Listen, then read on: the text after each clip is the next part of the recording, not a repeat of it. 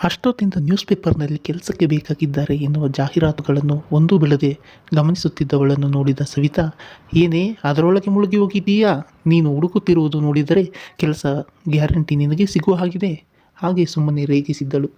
ತಲೆ ಎತ್ತಿ ಒಮ್ಮೆ ಗೆಳತಿಯ ಕಡೆ ನೋಡಿದವಳು, ಸಿಂಧು, ಒಂದು ಜಾಹೀರಾತು ತುಂಬ ಆಕರ್ಷಕವಾಗಿದೆ ಎಂದಿದ್ದಳು. ಏನೇ ಅದು ಎಂದವಳಿಗೆ, ಸಿಂಧು, ಒಂದು ದೊಡ್ಡ ಮಲ್ಟಿನ್ಯಾಷನಲ್ ಕಂಪನಿ ಅವರು ಕೆಲಸಕ್ಕೆ ಬೇಕಾಗಿದ್ದಾರೆ. ವಯಸ್ಸು 22 ಮೇಲೆ ಎಷ್ಟಾದರೂ ಇರಬಹುದು. ಎಜುಕೇಷನ್ ಮಾತ್ರ ಕಂಪ್ಲೀಟ್ ಆಗಿರಬೇಕು ಅಂತ ಹೇಳಿದ್ದಾರೆ. ಅಂಥ ದೊಡ್ಡ ಕಂಪನಿಯಲ್ಲಿ ಇಂಥದ್ದೇ ಎಜುಕೇಷನ್ ಇರಬೇಕು ಎಂದು ಹೇಳಬೇಕಾಗಿತ್ತು. ಅದು ಬಿಟ್ಟು ಎಜುಕೇಷನ್ ಯಾವ ವಿಭಾಗದಲ್ಲಿ ಆಗಿದ್ದರೂ ಪರವಾಗಿಲ್ಲ, ಕಂಪ್ಲೀಟ್ ಆಗಿರಬೇಕು ಅಷ್ಟೇ. ಒಳ್ಳೆಯ ಮನಸ್ಸು ಹೊಂದಿರಬೇಕಂತೆ. ಅದೆಲ್ಲ ಇವರಿಗೆ ಯಾಕೆ ಬೇಕು? ಈ ಕಾಲದಲ್ಲಿ ಅದನ್ನು ಯಾರು ಕೇಳುತ್ತಾರೆ? ಗೊಂದಲದ ಮುಖ ಮಾಡಿದ್ದಳು. ಸವಿತಾ ಗೊಂದಲದ ಮುಖ ಹೊತ್ತು ಕುಳಿತಿದ್ದ ಸಿಂಧುವನ್ನು ನೋಡಿ ಕಣ್ಣು ಹೊಡೆದವಳು, ನೋಡು, ಸ್ವಯಂವರ ಇರಬೇಕು, ರಾಜಕುಮಾರ ಹೂವಿನ ಹಾರ ಹಿಡಿದು ಕಾಯುತ್ತಿರಬೇಕು ನಿನಗಾಗಿ ಎಂದಾಗ ಜಾಹೀರಾತಿನ ಮೇಲೆ ಗುರುತು ಹಾಕಿದ ಸಿಂಧು, ನಮ್ಮಂತಹ ಬಡವರ ಮಕ್ಕಳನ್ನು ಮದುವೆಯಾಗುವ ಉದಾರ ಮನಸ್ಸು ಖಂಡಿತ ಇರಲಾರದು. ಏನೋ ವಿಷಯ ಇದೆ. ಇನ್ನೆಷ್ಟು ದಿನ ಇಲ್ಲೇ ಇದ್ದುಕೊಂಡು ಮಂಡ್ಯಕ್ಕೆ ಕೆಲಸಕ್ಕೆ ಹೋಗಿ ಬಂದು ಮಾಡುವುದು? ಬರುವ 5,000 ಸಂಬಳದಲ್ಲಿ ಬಸ್ ಚಾರ್ಜ್ಗೆ ಒಂದಿಷ್ಟು ಹೋಗುತ್ತದೆ. ಕೆಲಸ ನಿಧಾನವಾಗಿ ಬಿಟ್ಟ ದಿನಗಳಲ್ಲಿ ಬಸ್ಸು ಸಿಗೋದಿಲ್ಲ. ಆಟೋದಲ್ಲಿ ಬಂದರೆ ಸೀಟಿಗೆ 20 ರೂಪಾಯಿ ಕೊಡಬೇಕು. ಎಲ್ಲ ಖರ್ಚು ಕಳೆದು ಕೈಯಲ್ಲಿ ಉಳಿಯುವ ದುಡ್ಡು ಕನಸು ಕಾಣಲು ಸಾಕಾಗುವುದಿಲ್ಲ. ಮೊದಲು ದುಡಿದ ದುಡ್ಡು ಕೂಡಾಕಿ ಮನೆಯ ಮುಂದಿನ ಜಾಗ, ಕೊಟ್ಟಿಗೆ ಎಲ್ಲ ಸರಿ ಮಾಡಿಸಬೇಕು. ಹಾಗೆ ಗಂಗಾ ಮದುವೆಗೂ ವ್ಯವಸ್ಥೆ ಮಾಡಬೇಕು. ಮೊದಲು ಒಬ್ಬಳ ಮದುವೆ ಮಾಡಿದರೆ ಸಾಕು, ಮಿಕ್ಕವರದ್ದು ಹೇಗೂ ಆಗುತ್ತದೆ ಎಂದಿದ್ದಳು. ಸವಿತಾ ಕಣ್ಣು ಅರಳಿಸಿ, ಅಂದರೆ ನೀನು ಕೆಲಸಕ್ಕೆ ಅಂತ ಬೆಂಗಳೂರಿಗೆ ಹೋಗ್ತೀಯಾ? ಹೇಳುತ್ತಲೇ ದೊಡ್ಡದಾಗಿ ಕಣ್ಣರಳಿಸಿದಳು. ಅವಳಿಗೆ ಬೆಂಗಳೂರು ಎಂದರೆ ಕೊಂಚ ಭಯವೇ. PG ಬಳಿ ಹುಡುಗಿಯರನ್ನು ಕಿಡ್ನಾಪ್ ಮಾಡುವುದು, ಅದು ಇದು ಎಂದು ನ್ಯೂಸ್ ಚಾನಲ್ನಲ್ಲಿ ನೋಡಿರುವುದರಿಂದ ಕೊಂಚ ಭಯ ಮೂಡಿತ್ತು. ಸಿಂಧು, ಇದ್ಯಾಕೆ ಕಣ್ಣು ಬಾಯಿ ಬಿಡ್ತೀಯಾ? ಅಲ್ಲೂ ಇರುವವರು ಮನುಷ್ಯರೇ ತಾನೆ. ಹಾಗೆ ನೋಡಿದರೆ ಬದುಕು ಕಟ್ಟಿಕೊಳ್ಳಲು ಎಲ್ಲರೂ ಸೇರುವುದು ಬೆಂಗಳೂರನ್ನು. ನಾನು ಯಾಕೆ ಬೆಂಗಳೂರಿನಲ್ಲಿ ಕೆಲಸಕ್ಕೆ ಸೇರಿಕೊಳ್ಳಬಾರದು ಎಂದಿದ್ದಳು. ಸವಿತಾ, ನೀನು ಬೆಂಗಳೂರಿಗೆ ಹೋಗುವ ವಿಷಯ ಹೇಳು. ನಿಮ್ಮವ್ವ ಕೈಗೆ ಪೊರ್ಕೆ ತಗೋತಾಳೆ. ನೀನು ಮಂಡ್ಯಕ್ಕೆ ಹೋಗುತ್ತಿರುವುದೇ ಅವಳಿಗೆ ಸಹಿಸಲು ಆಗುತ್ತಿಲ್ಲ. ಬೆಂಗಳೂರಿಗೆ ಹೋಗುವುದು ಗೊತ್ತಾದರೆ? ತಾಯಿಯ ನೆನಪಾಗುತ್ತಲೇ ಸಿಂಧುವಿನ ಮುಖದಲ್ಲಿ ನಗು ಮೂಡಿತ್ತು. ನಾನು ಮಂಡ್ಯ ಕೆಲಸಕ್ಕೆ ಹೋಗುತ್ತೇನೆ ಎಂದು ಹೇಳಿದ್ದ ಸಮಯದಲ್ಲಿ ಒಪ್ಪಿಗೆ ನೀಡದೆ ಸತಾಯಿಸಿದ್ದು ನೆನಪಾಗಿತ್ತು. ತಾನು ಕೂಡ ಹಿಂದೆ ಬೀಳದೆ, ಒಪ್ಪಿಸುವಲ್ಲಿ ಛಲ ಬಿಡದೆ ಅವರನ್ನು ಒಪ್ಪಿಸಿದ್ದಳು. ಎದ್ದು ನಿಂತ ಸಿಂಧು, ಸರಿ, ಕತ್ತಲಾಗುತ್ತಾ ಇದೆ, ಮನೆಗೆ ಹೋಗಬೇಕು. 2ನೇ ಯುದ್ಧಕ್ಕೆ ಸಿದ್ಧ ಮಾಡಿಕೊಂಡು, ನಾನಂತೂ ಈ ಕೆಲಸ ಇಂಟರ್ವ್ಯೂಗೆ ಹೋಗುತ್ತೇನೆ ಹೇಳಿ ಮನೆ ಕಡೆ ನಡೆದಿದ್ದಳು. ಗೆಳತಿಯ ನಡಿಗೆ ಎಲ್ಲಿದ್ದ ಆತ್ಮವಿಶ್ವಾಸ ನೋಡಿದ ಸವಿತಾ, ನನಗಂತೂ ಇವಳಷ್ಟು ಧೈರ್ಯ ಇಲ್ಲ. ಮನೆಯವರು ನೋಡಿದ ಹುಡುಗನನ್ನು ಮದುವೆಯಾಗಿ ನೆಮ್ಮದಿಯ ಜೀವನ ನಡೆಸುವ ಯೋಚನೆ ಅಷ್ಟೇ ಎಂದುಕೊಂಡಳು. ಸಂಜೆ ತಾಯಿ ಮಗಳ ನಡುವೆ ಶುರುವಾದ ಮಾತುಕತೆ ರಾತ್ರಿ 9ರವರೆಗೆ ಮುಂದುವರೆದಿತ್ತು. ಸಿಂಧು ಸೋಲುವ ಜಾಯಮಾನಕ್ಕೆ ಸೇರಿದವಳಲ್ಲ. ತಾಯಿಯ ವೀಕ್ನೆಸ್ ತಿಳಿದಿದ್ದರೂ ಒಪ್ಪಿಗೆ ಪಡೆಯಲು ತುಂಬಾ ಶ್ರಮಪಟ್ಟಿದ್ದಳು. ಹೆಣ್ಣು ಮಕ್ಕಳ ಕೆಲಸಕ್ಕೆ ಸೇರಿ ದುಡಿಯುವುದು ಆಕೆಗೆ ಸಹಮತವಿಲ್ಲ. ಆದರೆ ಸಿಂಧು ತನ್ನ ಅಕ್ಕಂದಿರು ತಂಗಿಗಿಂತ ಬೇರೆಯದೇ ಮನಸ್ಥಿತಿ ಹೊಂದಿದ್ದಳು. ಈ ಕೆಲಸ ತನಗೆ ಸಿಕ್ಕಿದರೆ ತನ್ನ ಮನೆಯ ಪರಿಸ್ಥಿತಿ ಸುಧಾರಿಸುತ್ತದೆ ಎನ್ನುವ ಬಲವಾದ ನಂಬಿಕೆ ಅವಳದ್ದು. 1-2 ನಿಮಿಷ ಸುಮ್ಮನಾದರೂ ಮತ್ತೆ ಸಂಕಟ ತಡೆಯದೆ ಶುರು ಮಾಡಿದ್ದರು. ನೀನು ಬೆಂಗಳೂರಿಗೆ ಕೆಲಸಕ್ಕೆ ಹೋಗುವುದು ಅಂದರೆ ಏನು? ಅಕ್ಕಪಕ್ಕದವರು, ಸಂಬಂಧಿಕರು ಸುಮ್ಮನಿರುವರೇ ಎಂದು ಮಗಳಿಗೆ ಕೇಳುವಂತೆ ಗೊಣಗುತ್ತಿದ್ದರು. ಅವರಿಗೆ ಗೊತ್ತಿದ್ದ ತಮ್ಮ ಮಾತು ಮಗಳ ಮೇಲೆ ಯಾವ ರೀತಿಯ ಪರಿಣಾಮವನ್ನು ಬೀರುವುದಿಲ್ಲವೆಂದು. ಆದರೂ ಅಭ್ಯಾಸವಲ್ಲ. ಸಿಂಧುವಿನ ತುಟಿಯಂಚಲ್ಲಿ ಮೂಡಿದ ಕಿರುನಗು ಮುಖದ ತುಂಬೆಲ್ಲ ಹರಡಿತು. ತಾಯಿಯ ಮನದ ಆತಂಕ ಅರ್ಥವಾಗಿತ್ತು. ಆದರೆ ಅದನ್ನು ಮೆಟ್ಟಿ ನಿಲ್ಲುವ ಮನಸ್ಥಿತಿಯಲ್ಲಿದ್ದಳು. ಸದ್ಯದ ಮನೆಯ ಪರಿಸ್ಥಿತಿಗೆ ಈ ಕೆಲಸದ ಅವಶ್ಯಕತೆ ಅನಿವಾರ್ಯ ಎಂದು ತಿಳಿದ ಮೇಲೆ ತಾಯಿಯನ್ನು ಒಪ್ಪಿಸಲು ಸಫಲವಾಗಿದ್ದಳು. ಆದರೂ ನಡುವೆ ಮಾತಾಡಿ ಮಗಳನ್ನು ಬದಲಾಯಿಸಲು ಪ್ರಯತ್ನಿಸುತ್ತಿದ್ದರು. ಯಶೋದಮ್ಮ ಅವರಿಗೆ ತಿಳಿದಿತ್ತು, ತಮ್ಮ ಎಲ್ಲ ಹೆಣ್ಣು ಮಕ್ಕಳಂತಲ್ಲ ಸಿಂಧು ಎಂದು. ಅವಳು ಒಮ್ಮೆ ನಿರ್ಧಾರ ತೆಗೆದುಕೊಂಡರೆ ಅದನ್ನು ಯಾವ ಕಾರಣಕ್ಕೂ ಬದಲಾಯಿಸುವುದಿಲ್ಲ ಎಂದು. ಕೊನೆಗೆ ಮುನ್ನೆಚ್ಚರಿಕೆಯ ಮಾತುಗಳನ್ನು ಹೇಳುತ್ತಾ ಮಲಗಲು ಸಿದ್ಧತೆ ನಡೆಸಿದ್ದರು. ಸಿಂಧು ಅಕ್ಕಂದಿರ ಕಡೆಗೊಮ್ಮೆ ನೋಡಿದಳು. ಅರ್ಥವಾಗದ ತಳಮಳ. ಅವರ ಮನದ ಭಾವನೆಗಳನ್ನು ಗ್ರಹಿಸಿ, ಇವರೆಲ್ಲ ಎಂದೂ ಬದಲಾಗಲಾರರು ಎಂದುಕೊಂಡು 2 ದಿನದ ನಂತರ ಇದ್ದ ಇಂಟರ್ವ್ಯೂ ಬಗ್ಗೆ ಯೋಚಿಸುತ್ತಾ ಹಾಗೆ ತನ್ನ ಸರ್ಟಿಫಿಕೇಟ್ಗಳನ್ನು ತೆಗೆದಿಟ್ಟುಕೊಂಡು ಮಲಗಲು ಪ್ರಯತ್ನಿಸಿದಳು. ನಿದ್ರಾದೇವಿ ಅವಳ ಮೇಲೆ ಮುನಿಸಿದವಳಂತೆ ಅವಳಿಂದ ದೂರವಾಗಿ ಅವಳನ್ನು ಯೋಚನೆಯ ಮಡಿಲಿಗೆ ದೂಡಿದಳು. ಸಿಂಧು ತಾಯಿಗೆ ಅರ್ಧ ಸತ್ಯವನ್ನು ಮಾತ್ರ ತಿಳಿಸಿದ್ದಳು. ಜಾಹೀರಾತಿನಲ್ಲಿ ಇದ್ದ ಮತ್ತೆರಡು ಸಾಲುಗಳು ನೆನಪಾಗಿದ್ದವು. ಮುಂದೆ ಈ ವಿಷಯ ಅವರ ಮುಂದೆ ಬಂದಾಗ ಪರಿಸ್ಥಿತಿಯನ್ನು ಹೇಗೆ ಎದುರಿಸುವುದು? ಆಕೆಯ ಯೋಚನೆ ದಾಟಿ ಇನ್ನೂ 40 ವರ್ಷ ಹಿಂದಕ್ಕೆ ಇದೆ ಎಂದು ಯೋಚಿಸುತ್ತಾ, ಹಾಗೆಯೇ ಅಲ್ಲಿ ಯಾವ ಕೆಲಸವಿರಬಹುದು? ಕೆಲಸವನ್ನು ಹುಡುಕುವ ಸಮಯದಲ್ಲಿ ನ್ಯೂಸ್ ಪೇಪರ್ನಲ್ಲಿ ಇದ್ದ ವಾಂಟೆಡ್ ಕಾಲಮ್ಗಳಿಗೆಲ್ಲ ಅರ್ಜಿಯನ್ನು ಹಾಕಿದಳು. ಇಂಟರ್ವ್ಯೂಗಳನ್ನು ಕೂಡ ಎದುರಿಸಿದ್ದಳು. ಕೆಲವು ಕಡೆ ಇನ್ಫ್ಲೂಯೆನ್ಸ್ ದರ್ಬಾರು ನಡೆಸಿದರೆ, ಕೆಲವು ಕಡೆ ಲಂಚವೇ ಮೇಲುಗೈ ಸಾಧಿಸಿತ್ತು. ಇನ್ನು ಕೆಲವು ಕಡೆ ಅವರು ಕೇಳುವ ತಲೆಬುಡವಿಲ್ಲದ ಪ್ರಶ್ನೆಗಳಿಗೆ ಉತ್ತರಿಸದೆ ಎದ್ದು ಬಂದಿದ್ದಳು. ಇನ್ನೊಂದೆರಡು ಕಡೆ ಅವಳ ಮುಖದಲ್ಲಿನ ಗಾಂಭೀರ್ಯ, ಅವಳ ಕಣ್ಣುಗಳಲ್ಲಿನ ತೀಕ್ಷ್ಣತೆ ನೋಡಿ ಈಕೆ ತಮಗೆ ಬೇಕಾದಂತೆ ಇರುವವಳಲ್ಲ ಎಂದುಕೊಂಡು ಏನೋ ನೆಪ ಮಾತ್ರಕ್ಕೆ ಒಂದೆರಡು ಪ್ರಶ್ನೆಗಳನ್ನು ಕೇಳಿ ಕಳಿಸಿದರು. ತುಂಬ ಪ್ರಯತ್ನದ ನಂತರ ಒಂದು ಕಡೆ ಸಿಕ್ಕ ಕೆಲಸವನ್ನು ಅವಳೇ ಬಿಟ್ಟು ಬಂದಿದ್ದಳು. ಕೊನೆಯ ಪ್ರಯತ್ನವೆಂಬಂತೆ ಇದೇ ನನ್ನ ಕೊನೆಯ ಇಂಟರ್ವ್ಯೂ. ಅಲ್ಲೂ ಕೆಲಸ ಸಿಗದಿದ್ದರೆ ಮುಂದೆ ಎಂದೂ ಕೆಲಸಕ್ಕೆ ಪ್ರಯತ್ನಿಸದೆ ಸ್ವಂತ ಏನಾದರೂ ಮಾಡಬೇಕೆಂದು ನಿರ್ಧರಿಸುತ್ತಲೇ ಏನು ಹೇಗೆ ಎಂದು ಯೋಚಿಸುತ್ತಲೇ ನಿದಿರೆಗೆ ಜಾರಿದ್ದಳು. ಕಿಟಕಿಯಿಂದ ಬೀಸಿ ಬರುವ ತಂಗಾಳಿಗೆ ಸ್ವಾತಂತ್ರ್ಯ ಪಡೆದುಕೊಂಡು ಚಿನ್ನಾಟವಾಡುತ್ತಿದ್ದ ಮುಂಗುರಳನ್ನು ಒಟ್ಟಾಗಿ ಸೇರಿಸಿ ಕಿವಿಯ ಹಿಂಬದಿಗೆ ಹಾಕಿದ್ದಳು. ಬಸ್ಸು ಕೆಂಗೇರಿ ಬಿಟ್ಟು ಮುಂದೆ ಮುಂದೆ ಹೋದಂತೆ ಸಿಂಧು ಮನ ಎಂತಹ ಕೆಲಸ ಇರಬಹುದು ಎಂದು ಆಲೋಚಿಸಿದ್ದು ಹಾಗೆ ಸುತ್ತಲೂ ನೋಡಿದಳು. ಎತ್ತ ನೋಡಿದರೂ ಗಗನಚುಂಬಿ ಕಟ್ಟಡಗಳು, ಜನಗಳ ಓಡಾಟ, ವಾಹನಗಳ ಸಾಲುಗಟ್ಟುವಿಕೆ ಎಲ್ಲವೂ ನೋಡಿದವಳಿಗೆ ತನಗೆ ಕೆಲಸ ಸಿಕ್ಕರೆ ತಾನು ಇಂಥದ್ದೇ ಜೀವನ ಶೈಲಿಗೆ ಹೋಗಿಕೊಳ್ಳಬೇಕು ಎನಿಸಿತು. ಹೊಸ ಜಾಗಕ್ಕೆ ಹೋಗುತ್ತಿರುವುದು ಅವಳ ಮನದಲ್ಲಿ ಭಯ, ಆತಂಕ ಕಾಡಲಿಲ್ಲ. ಎಲ್ಲಿ ಹೋದರೂ ಮನುಷ್ಯರೇ ತಾನೇ ಇರುವುದು. ಅಲ್ಪ ಸ್ವಲ್ಪ ಸ್ವಭಾವದಲ್ಲಿ ಬದಲಾವಣೆಗಳನ್ನು ಕಾಣಬಹುದಷ್ಟೆ.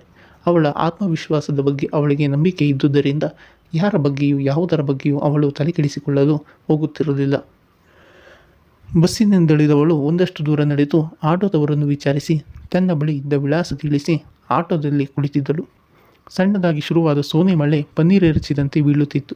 ರಸ್ತೆಯ ಎರಡೂ ಬದಿ ಗಿಜಿ ಗಿಜಿ ಎನ್ನುವ ವಾತಾವರಣ. ತಲುಪಬೇಕಾದ ಸ್ಥಳದಲ್ಲಿ ಆಟೋ ನಿಂತಿತ್ತು. ಇಳಿದವಳು ತಲೆ ಎತ್ತಿ ಕಣ್ಮುಂದೆ ಇದ್ದ ಕಟ್ಟಡದ ಕಡೆ ನೋಡಿದ್ದಳು. ಹೊರಗಡೆಯ ಇಂಟೀರಿಯರ್ನ ಹೊಸ ವಿನ್ಯಾಸ ಹೆಚ್ಚು ಆಕರ್ಷಕವೆನಿಸಿತ್ತು. ಹಿಂದಿನ ರಾತ್ರಿ ಪೂರ್ತಿ ಮಳೆ ಬಂದಿದ್ದಕ್ಕೆ ಸಾಕ್ಷಿಯಾಗಿ ಹಾಕಿಸಿದ್ದ ಟೈಲ್ಸ್ ಮೇಲೆ ಕೆಲವೊಂದು ಕಡೆ ನೀರು ನಿಂತಿತ್ತು. ಗೇಟು ದಾಟಿ ಒಳಗೆ ನಡೆದಳು.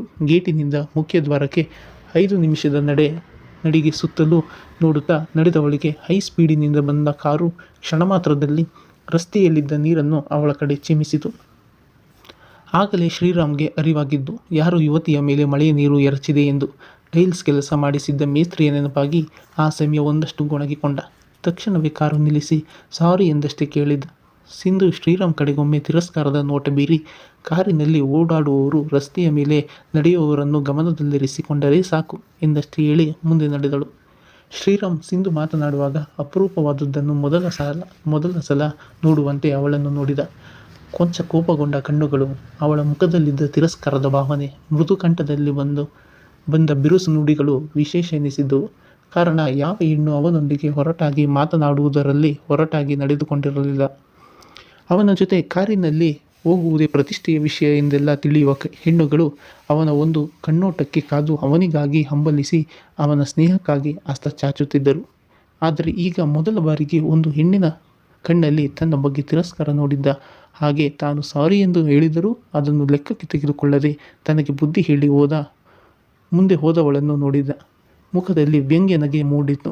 ಆದರೂ ಎಂದುಕೊಂಡವನು ಹೆಣ್ಣು ಕೋಪದಲ್ಲೂ ಕೂಡ ಇಷ್ಟೊಂದು ಸುಂದರವಾಗಿ ಕಾಣುತ್ತಾಳೆ ಎಂದು ಅಂದುಕೊಂಡಿರಲಿಲ್ಲ. ತನ್ನಲ್ಲಿ ಹೇಳಿಕೊಂಡನು. ಮರುಕ್ಷಣವೇ ಆ ವಾಕ್ಯವನ್ನು ತಿದ್ದುಪಡಿಸಿದ್ದ. ನಾನು ಇದುವರೆಗೂ ನೋಡಿರಲಿಲ್ಲ ಅಷ್ಟೇ. ಇಲ್ಲಿ ಸುತ್ತಮುತ್ತಲೂ ಇವಳನ್ನು ಎಂದೂ ನೋಡಿಲ್ಲ. ಆಗಲೇ ನೆನಪಾಗಿದ್ದು ಅವನಿಗೆ ಇಂದು ಒಂದು ಇಂಟರ್ವ್ಯೂ ಮಾಡಬೇಕಾಗಿದೆ ಎಂದು. ಇವಳು ಅದೇ ಕೆಲಸಕ್ಕೆ ಬಂದಿರುವವಳು ಎನಿಸಿತು. ಇಷ್ಟು ಕೋಪ ಇರೋಳು ಈ ಕೆಲಸಕ್ಕೆ ಸರಿ ಹೊಂದುತ್ತಾಳ? ಒಂದು ವೇಳೆ ಇಂಟರ್ವ್ಯೂಗೆ ಎಂದು ಬಂದಿದ್ದರೆ ಸೆಲೆಕ್ಟ್ ಮಾಡುವುದು ಬೇಡ ಎಂದು ನಿರ್ಧರಿಸಿ ಮುಂದೆ ಸಾಗಿದ್ದ. ಮೊದಲು ರಿಸೆಪ್ಷನಿಸ್ಟ್ ಬಳಿ ವಿಚಾರಿಸಿ ಇಂಟರ್ವ್ಯೂ ನಡೆಯುತ್ತಿದ್ದ ಸ್ಥಳ ತಿಳಿದುಕೊಂಡು ಅತ್ತ ಬಂದು ಕುಳಿತಿದ್ದ ಯುವತಿಯರನ್ನು ನೋಡಿದವಳಿಗೆ ತನಗೆ ಕೆಲಸ ಸಿಗುವುದು ಅನುಮಾನವೆನಿಸಿತು. ಸಾಲಕ್ಕೆ ವೇಷಭೂಷಣಗಳಲ್ಲಿ ಅವರಿಗೆ ನನಗೂ ತುಂಬ ವ್ಯತ್ಯಾಸವಿದೆ. ಇಂಥ ಸಂಸ್ಥೆಯಲ್ಲಿ ಕೆಲಸ ಮಾಡಲು ಔಟ್ಲುಕ್ ಹೀಗೆ ಇರಬೇಕು ಎನ್ನುವ ನಿಯಮ ಕೂಡ ಇರುತ್ತದೆ. ಇಷ್ಟು ದೂರ ಬಂದಿದ್ದೀನಿ, ಬಸ್ ಚಾರ್ಜ್ ವೇಸ್ಟ್ ಆಗಬಾರದಲ್ಲ. ಇಂಟರ್ವ್ಯೂ ಮುಗಿಸಿಕೊಂಡು ಹೋಗೋಣ, ನನಗೆ ಕೆಲಸ ಸಿಗದೇ ಇರಲಿ ಎಂದು ನಮ್ಮಮ್ಮ ಅದೆಷ್ಟು ವಾರಕ್ಕೆ ಒತ್ತಿದ್ದಳು. ಟಕಟಕ ಎಂದು ಶಬ್ದ ಬಂದ ಕಡೆ ನೋಡಿದಳು. ಮಂಡಿಯವರೆಗಿದ್ದ ಸ್ಕರ್ಟ್ ಹಾಕಿದ್ದು, ಶರ್ಟ್ ಮೇಲೆ ಒಂದು ಬಿಗಿಯಾದ ವೆಸ್ಟ್ ಕೋಟ್, ಕೂದಲು ಸ್ಟ್ರೈಟ್ನಿಂಗ್ ಮಾಡಿ ಕಟ್ಟಿದ್ದ ಹೈಪೊನಿ, ಕಿವಿಯಲ್ಲಿನ ಬಳೆಯಾಕಾರದ ರಿಂಗುಗಳು, ಹಾಕಿದ್ದ ಸುಗಂಧ ದ್ರವ್ಯದ ಗಮಲು ಸಾಗಿ ಹೋದವಳ ಇರುವಿಕೆಯನ್ನು ನೀಡುತ್ತಿತ್ತು. ಹಾಗೆ ಅಲ್ಲಿ ಸುತ್ತಮುತ್ತ ಕೆಲವರನ್ನು ಗಮನಿಸಿದ ಸಿಂಧು, ಇವರ ಸಂಬಳ, ಇವರ ಡ್ರೆಸ್, ಆಕ್ಸೆಸರೀಸ್ ಪಾರ್ಲರ್ಗೆ ಸಾಲುವುದೇ? ಅದು ಹೇಗಾದರೂ ಇರಲಿ, ತನಗೆ ಇಲ್ಲಿ ಕೆಲಸ ಸಿಕ್ಕಿ ತಾನು ಇಂತಹ ಬಟ್ಟೆ ಹಾಕಿಕೊಳ್ಳಬೇಕು ಎಂದು ಬಂದರೆ ಎನಿಸುತ್ತದೆ. ಏನು ಮಾಡಲು ಆಗುವುದಿಲ್ಲ. ಕೆಲಸಕ್ಕೆ ಅಲ್ಲಿಯ ವಾತಾವರಣಕ್ಕೆ ತಕ್ಕಂತಹ ವೇಷಭೂಷಣ ಇರಲೇಬೇಕು. ಇಲ್ಲಿ ಇರುವವರನ್ನು ನೋಡಿದರೆ ತನಗೆ ಕೆಲಸ ಸಿಕ್ಕಿದ ಹಾಗೆಯೇ ಇದೆ ಎಂದುಕೊಂಡೆ. ಮಳೆಯ ನೀರು ಎರಚಿದ ತನ್ನ ಚೂಟಿದ ಟಾಪ್ ಕಡೆ ಮತ್ತೊಮ್ಮೆ ನೋಡಿಕೊಂಡಿದ್ದಳು. ಮೊದಲು ಬಂದಿದ್ದ ಯುವತಿಯ ಹೆಸರನ್ನು ಕೂಗುತ್ತಲೇ ಬಳುಕುವ ಲತೆಯಂತೆ ನಡೆಯುತ್ತಾ ಆಫೀಸ್ ರೂಮ್ ಕಡೆ ಹೊರಟಿದ್ದಳು. ಒಳಗೆ ಬರುತ್ತಿದ್ದಂತೆ ಅವಳ ಎಣಿಕೆ ತಪ್ಪಾಗಿ ಇದ್ದುದರ ಅರಿವಾಗಿತ್ತು. ಅವಳು ಅಂದುಕೊಂಡಂತೆ ಬಾಸ್ ಯುವಕನಾಗಿ ಇದ್ದರೂ ಅವರ ಜೊತೆ ಮಧ್ಯವಯಸ್ಸು ಮೀರಿದ ವ್ಯಕ್ತಿಯೊಬ್ಬರು ಕುಳಿತಿದ್ದರು. ತನ್ನದೇ ಅಧಿಕಾರ ಎನ್ನುವಂತೆ ಶ್ರೀನಿವಾಸ್ ಶರ್ಮಾ ರವರು ನಗುಮುಖದಿಂದಲೇ ಮಾತನಾಡಿಸಿದರು. ಮನದೊಳಗೆ ಅವರ ಮನಸ್ಸಿಗೆ ಆ ಹುಡುಗಿ ಹಿಡಿಸಿರಲಿಲ್ಲ. ಅವಳ ಅತಿಯಾದ ಮೇಕಪ್, ಉಡುಗೆ ತೊಡುಗೆ, ಘಾಟೆನಿಸುವಂತಹ ಸೆಂಟಿನ ವಾಸನೆ, ಚಂಚಲತೆಯ ಕಣ್ಣುಗಳು, ಅವಳ ಮಾತುಗಳಲ್ಲಿ ಜೀವನದ ಬಗ್ಗೆ ಅವಳಿಗಿರುವ ಬೇಜವಾಬ್ದಾರಿಯನ್ನು ಗುರುತಿಸಿದನು. ನಂತರ ಬಂದವರೆಲ್ಲ ಹೆಚ್ಚು ಕಡಿಮೆ ಅದೇ ರೀತಿ ಆದರೂ ಅಲ್ಪ ಸ್ವಲ್ಪ ವ್ಯತ್ಯಾಸವಿರಬಹುದಷ್ಟೆ. ಮತ್ತೊಂದು ಹುಡುಗಿ ಮನಸ್ಸಿಗೆ ಬಂದರೂ ಯಾಕೋ ಅವಳು ಈ ಕೆಲಸವನ್ನು ನಿಭಾಯಿಸಲು ಸಾಧ್ಯವಿಲ್ಲ ಎನಿಸಿಬಿಟ್ಟಿತ್ತು. ತುಂಬ ವೀಕ್ ಆಗಿ ಕಾಣಿಸುವಂತೆ ಕಾಣುತ್ತಿದ್ದ ಅವಳ ನೋಡಿ ಈ ಹುಡುಗಿ ಕೈಯಲ್ಲಿ ಕೆಲಸ ನಿಭಾಯಿಸಲು ಸಾಧ್ಯವಿಲ್ಲ ಎಂಬ ನಿರ್ಧಾರಕ್ಕೆ ಬಂದರು. ಒಂದೆರಡು ಬಾರಿ ಮಗನ ಕಡೆ ನೋಡಿದರು. ನೀವೇ ತಾನೇ ಈ ಬಾರಿ ಇಂಟರ್ವ್ಯೂ ಮಾಡುತ್ತೇನೆ ಎಂದು ಬಂದಿರೋದು, ನೀವೇ ಆರಿಸಿಕೊಳ್ಳಿ ಎಂದಿದ್ದ. ಇನ್ನು ಕೊನೆಯದಾಗಿ ಉಳಿದವಳು ಸಿಂಧು ಮಾತ್ರ. ಅಷ್ಟರಲ್ಲಿ ಅವರು ನಿರಾಸೆಯ ತುದಿಯಲ್ಲಿ ಇರುವವರಂತೆ ಕಾಣುತ್ತಿದ್ದರು. ಪ್ರತಿ ಸಲವೂ ಇಂಟರ್ವ್ಯೂ ಶ್ರೀರಾಮ್ನೇ ಮಾಡುತ್ತಿದ್ದ. ಅವನ ಆಯ್ಕೆ ವಾರದ ಮೇಲೆ ಪ್ಯಾಲೇಸ್ನಲ್ಲಿ ಯಾರೂ ಉಳಿಯುತ್ತಿರಲಿಲ್ಲ. ಈ ಬಾರಿ ಶ್ರೀನಿವಾಸ್ ಅವರು ತಾವೇ ಆಯ್ಕೆ ಮಾಡುವುದಾಗಿ ಹೇಳಿದ್ದರು. ಆದರೆ ಈ ಕ್ಷಣ ನನಗಿಂತ ಶ್ರೀರಾಮ್ಗೆ ಆಯ್ಕೆ ಮಾಡಲು ಹೇಳಿದ್ದರೆ ಯಾರನ್ನಾದರೂ ಆಯ್ಕೆ ಮಾಡುತ್ತಿದ್ದನು ಎನಿಸಿರಲಿಲ್ಲ. ಒಬ್ಬರ ಮುಖ ಒಬ್ಬರು ನೋಡುತ್ತಾ ಕೊನೆಯ ಅಭ್ಯರ್ಥಿಯಾಗಿ ಕಾಯುತ್ತಾ ಕುಳಿತರು. ಶ್ರೀರಾಮ್ ಮನದಲ್ಲಿ ಸಿಂಧು ಒಮ್ಮೆ ಬಂದು ಸುಳಿದು ಹೋದಳು, ಎಲ್ಲಿ ಆ ಹುಡುಗಿ ಬರಲೇ ಇಲ್ಲ ಎಂದರು. ಅವಳನ್ನು ರಿಜೆಕ್ಟ್ ಮಾಡಿಬಿಡಬೇಕು, ಕಣ್ಣಿನ ತುಂಬ ಅಹಂಕಾರವೇ ತುಂಬಿತ್ತು ಎಂದುಕೊಂಡು ಬಂದ ಹುಡುಗಿಯರತ್ತ ಅವನ ಗಮನ ಹೋಗಲೇ ಇಲ್ಲ. ಆ ಕಣ್ಣಿನ ನೋಟ ಪದೇ ಪದೇ ನೆನಪಾಗಿತ್ತು. ಶ್ರೀನಿವಾಸ್ ಅವರು ಈ ಬಾರಿ ಬರುವ ಹೆಣ್ಣು ತಮ್ಮ ಅನಿಸಿಕೆಯಂತೆ ಇರಲಿ ಎಂದು ಕಾಯುತ್ತಾ ಕುಳಿತರು. ಅವರು ಆಯ್ಕೆ ಮಾಡುವ ಹೆಣ್ಣಲ್ಲಿ ಮುಖ್ಯವಾಗಿ ತಾಳ್ಮೆ ಇರಬೇಕು, ನಿರ್ಮಲವಾದ ಮನಸ್ಸಿನಿಂದ ಪ್ರೀತಿಸುವ ಗುಣವಿರಬೇಕು, ಅಷ್ಟೇ ಬುದ್ಧಿವಂತೆ, ದೃಢ ಮನಸ್ಸು ಉಳ್ಳವರಾಗಿರಬೇಕು. ಈಗಾಗಲೇ 5 ಹುಡುಗಿಯರು ಕೆಲಸಕ್ಕೆ ಸೇರಿ ವಾರ ತುಂಬುವುದರೊಳಗೆ ಈ ಕೆಲಸವೂ ಬೇಡ, ಈ ಸಂಬಳವೂ ಬೇಡ ಎಂದು ಹೇಳಿ ಹೋಗಿದ್ದರು. ಅವರ ಯೋಚನೆಯಲ್ಲಿರುವಾಗಲೇ ಮೇ ಐ ಕಮಿಂಗ್ ಸರ್ ಎಂದು ಧ್ವನಿ ಎಚ್ಚೆತ್ತವರಿಗೆ ಸಿಂಧುವಿನ ಮುಖ ನೋಡಿಯೇ ಅರ್ಧ ನೆಮ್ಮದಿ ಎನಿಸಿತು. ಅವಳು ಕೊಟ್ಟ ಫೈಲನ್ನು ತೆಗೆದು ನೋಡಿದವರ ಮುಖದಲ್ಲಿ ಸಮಾಧಾನದ ಜೊತೆ ಸಂತೃಪ್ತಿ ಇತ್ತು. ರಾಮ್ಗೆ ಒಳಗೆ ಬಂದಾಗಿನಿಂದ ತನ್ನತ್ತ ತಿರುಗಿ ನೋಡದೆ ತನ್ನ ತಂದೆಯ ಕೈಗೆ ಫೈಲನ್ನು ಇಟ್ಟು ಅವರು ಕೇಳುತ್ತಿದ್ದ ಪ್ರಶ್ನೆಗಳಿಗೆ ಸಮರ್ಪಕವಾಗಿ ಉತ್ತರಿಸುತ್ತಾ ಕುಳಿತವಳ ನೋಡಿ ಅಸಹನೆ ಹೆಚ್ಚಾಗಿತ್ತು. ಶ್ರೀನಿವಾಸ್ ಶರ್ಮಾ ಅವರ ಎಲ್ಲ ಪ್ರಶ್ನೆಗಳಿಗೂ ಸಿಂಧು ಹೇಳಿದ ಉತ್ತರಗಳು ಅವರ ಮನಕ್ಕೆ ಸಂಪೂರ್ಣ ಒಪ್ಪಿಗೆಯಾಗಿದ್ದವು. ಎಲ್ಲಕ್ಕಿಂತ ಹೆಚ್ಚಾಗಿ ಆತ್ಮವಿಶ್ವಾಸ ಸೂಸುವ ಅವಳ ಕಣ್ಣುಗಳು ಅವರ ಮನಕ್ಕೆ ಭರವಸೆಯನ್ನು ತುಂಬಿದ್ದವು. ಶ್ರೀನಿವಾಸ್ ಅವರು ಅವಳೊಂದಿಗೆ ವಸ್ತುಸ್ಥಿತಿಯನ್ನು ಚರ್ಚಿಸಿ ಎಲ್ಲವನ್ನು ಹೇಳಿ, ನಿನಗೆ ಒಪ್ಪಿಗೆ ಇದ್ದರೆ ಈಗ ಪ್ಯಾಲೇಸ್ಗೆ ಹೋಗಿ ವಾತಾವರಣ ನೋಡಿ ಹಿಂದೆ ತಿಳಿಸಿದರೆ ಉತ್ತಮ ಎಂದು ಹೇಳಿ, ಈಗ ಮೊದಲಿಗೆ 20,000 ಸಂಬಳ ಕೊಡುವುದಾಗಿ, ಮುಂದೆ ನಿನ್ನ ಕೆಲಸ ನಮಗೆ ಪೂರ್ಣ ಪ್ರಮಾಣದಲ್ಲಿ ಒಪ್ಪಿಗೆಯಾದರೆ ಮತ್ತು ಜಾಸ್ತಿ ಕೊಡುತ್ತೇವೆ. ನಿನಗೆ ಕ್ವಾರ್ಟರ್ಸ್ ಆ ರೀತಿ ಯಾವ ಸೌಲಭ್ಯಗಳು ಕೊಡುವುದಿಲ್ಲ. ನೀನು ನಮ್ಮ ಪ್ಯಾಲೇಸ್ನಲ್ಲಿಯೇ ಇರಬೇಕಾಗುತ್ತದೆ. ನಿನ್ನ ಊಟ ತಿಂಡಿ ಮಲಗಲು ವ್ಯವಸ್ಥೆ ಎಲ್ಲ ನಮ್ಮಲ್ಲಿಯೇ. ನೀನು ನಮ್ಮ ಮನೆಯಲ್ಲಿ ಒಬ್ಬಳಂತೆ ಇರಬೇಕು. ಯಾವುದೇ ಕಾರಣಕ್ಕೂ ರಜೆ ತೆಗೆದುಕೊಳ್ಳುವಂತಿಲ್ಲ. ಅವಶ್ಯಕತೆ ಇದ್ದಾಗ ಮಾತ್ರ ರಜೆ ಸಿಗುವುದು. ಹಾಗೆ ಭಾನುವಾರಗಳು ಕೂಡ ನಿನಗೆ ಕೆಲಸದ ದಿನಗಳೇ ಆಗಿರುತ್ತವೆ ಎಂದು ಹೇಳಿ, ಇಲ್ಲಿ ಬೇರೆ ಯಾರೂ ನಮ್ಮ ಮನಸ್ಸಿಗೆ ಬಂದಿಲ್ಲ. ನಿನ್ನನ್ನು ಆಯ್ಕೆ ಮಾಡಿದ್ದೇವೆ.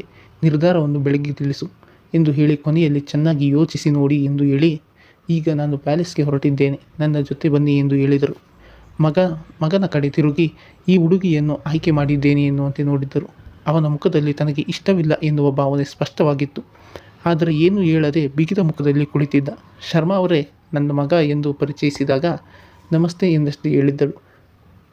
SY ಪ್ಯಾಲೇಸ್ ಎಂದಿದ್ದ ನಾಮಫಲಕ ನೋಡುತ್ತಾ ನಿಂತ ಕಾರಿನಿಂದ ಇಳಿದಿದ್ದಳು. ಎಕರೆಗಳ ವಿಶಾಲವಾದ ಜಾಗದ ನಡುವೆ ಕೇಂದ್ರ ಆಕರ್ಷಣೆಯಂತೆ ಕಾಣುತ್ತಿದ್ದ ಅರಮನೆಯ ಮಾದರಿಯ ಭವನ. ಎಲ್ಲಿಂದ ಎಲ್ಲಿಗೆ ಬಂದಿದ್ದೇನೆ? ನಾನು ಆಟೋದಿಂದ ಇಳಿದು ಆಫೀಸ್ ನೋಡಿ ನನಗೆ ಇಲ್ಲಿ ಕೆಲಸ ಸಿಗುವುದು ಅನುಮಾನ ಅನ್ನಿಸಿತು. ಈಗ ನೋಡಿದರೆ ಯೋಚಿಸುತ್ತಲೇ ಒಳ ನಡೆದಿದ್ದಳು. ಶರ್ಮಾ ದಂಪತಿಗಳ ಜೊತೆ ಅರ್ಧ ಗಂಟೆ ಮಾತುಕತೆಯ ನಡುವೆ ಕಾಫಿಯು ಮುಗಿದಿತ್ತು. ನಮ್ಮ ಆಫೀಸ್ ಬಳಿ ಬಿಟ್ಟು ಬರಲು ಡ್ರೈವರ್ ವ್ಯವಸ್ಥೆ ಆಗಿದೆ. ಒಂದು 10 ನಿಮಿಷದಲ್ಲಿ ಬರುತ್ತೇನೆ ಎಂದಾಗ ಸಿಂಧು ನಾಳೆ ಬೆಳಗ್ಗೆ ಫೋನ್ ಮಾಡಿ ನನ್ನ ನಿರ್ಧಾರ ತಿಳಿಸುತ್ತೇನೆ, ಯೋಚಿಸುವ ವಿಚಾರ, ಕುಟುಂಬ ಬಿಟ್ಟು ಇಲ್ಲೇ ಉಳಿಯುವ ಬಗ್ಗೆ ಹೇಳಿ ಹೊರಗೆ ಬಂದು ಸಿಂಧು ಹೂವಿನ ಗಿಡಗಳ ಮಧ್ಯೆ ಹೋಗಿ ನಿಂತಳು. ಸುಂದರವಾದ ಹೂಗಳೊಂದಿಗೆ ದುಂಬಿಗಳ ನವಿರಾದ ಮಾತುಕತೆ ಅದನ್ನೆಲ್ಲ ನೋಡಿ ಆಸ್ವಾದಿಸುವ ಮನಸ್ಥಿತಿಯಲ್ಲಿ ಇರಲಿಲ್ಲ.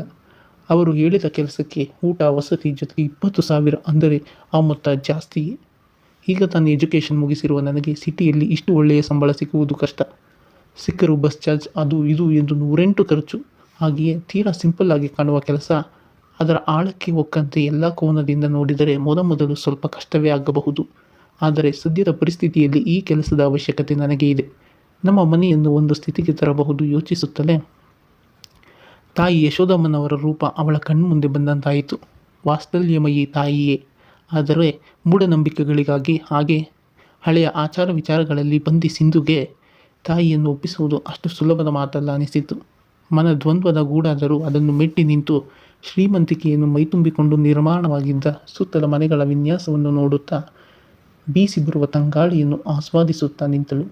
ಅವರು ಕರೆತಂದು ತೋರಿಸಿದ ಮಗುವನ್ನು ನೋಡುತ್ತಲೇ ಅವಳ ನಿರ್ಧಾರ ಮಾಡಿಯಾಗಿತ್ತು. ಇನ್ನೊಂದ್ಸತಿ ಯಾವನಾದ್ರೂ ಮಾಡಿ ನೋಡ್ತೀನಿ, ಗಡಾರಿ ಇಕ್ತೀನಿ ನಿಮ್ಗೆಲ್ಲ. ಎಷ್ಟು ಸತಿ ಬೈದ್ರೆ ನನ್ ಮಕ್ಕಳಿಗೆ ನಿಮ್ಗೆ ಮಾನ ಮರ್ಯಾದೆ ಇಲ್ಲ. ಕಿರಿಕಿರಿ ಕಿರಿಕಿರ ಅಂತದೇನೋ ನಿಮ್ಗೆಲ್ಲ.